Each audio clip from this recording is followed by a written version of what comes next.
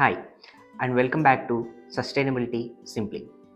We are still in the foundational phase of the framework we have introduced earlier, where the goal is to understand sustainability properly before trying to act on it.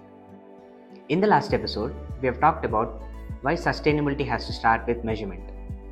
Not initiatives, not targets, but understanding where emissions are actually coming from.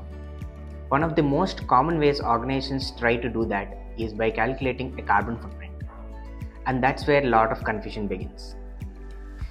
A carbon footprint sounds simple, but depending on how it's done and what it's used for, it can mean very different things. At its core, a carbon footprint is a way of translating activities into emissions. A carbon footprint is trying to answer a basic question.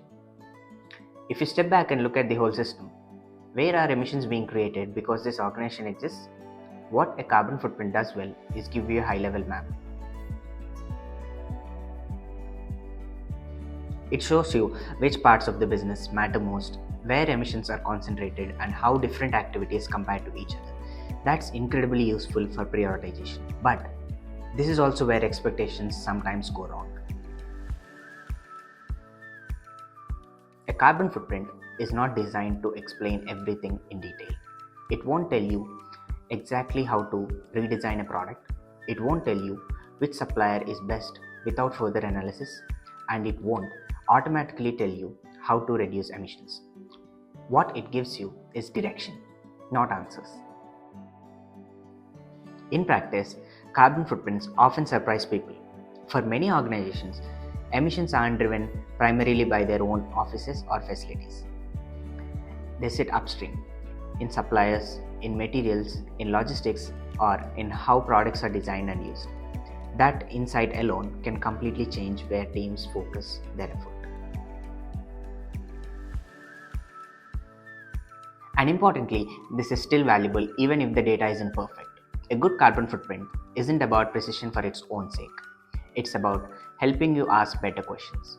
Why is this category so large? What's driving it? And where do we actually have leverage?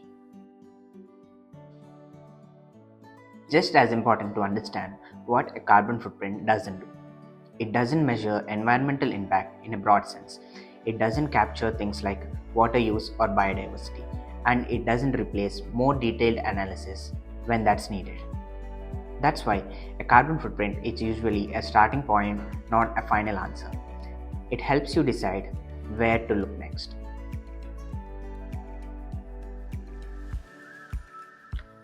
In the next episode, we'll take the next building block in this foundation and we'll talk about when a high-level carbon footprint is enough and when you need something more detailed.